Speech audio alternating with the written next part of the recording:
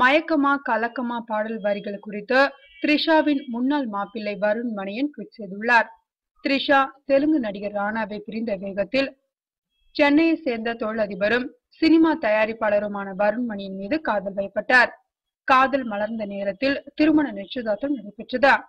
நிச்சயதார்த்தம் நடந்த சூட்டோடு த்ரிஷாவும் வருண் மணியனும் பிரிந்துவிட்டனர்.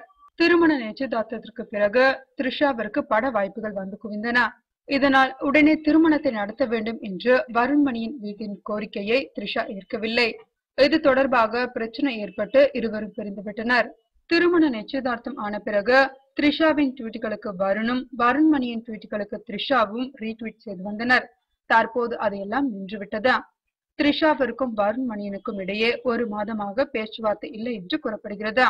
இந்த நிலையில் வருண் மணியன் ட்விட்டரில் கூறியிருப்பதாவது: எனக்கு பிடித்த பாடல் மயக்கமா கலக்கமா, அதில் வரும் வரி உனக்கும் கீழே உள்ளவர் கோடி, நினைத்து பார்த்து நிம்மதி நாடு, அந்த வரி மிகவும் பிடிக்கும் என்று தெரிவித்துள்ளார். ஜெயை வைத்து வருண் மணியன் தயாரித்து வரும் படத்தில் த்ரிஷா நடிக்க மறுத்துவிட்டார். இதனையடுத்துதான் டாப்ஸியை ஒப்பந்தம் செய்தனர். இந்த நிலையில் படக்குழுவினருக்கு வாழ்த்து தெரிவித்துள்ளார் வருண் மணியன்.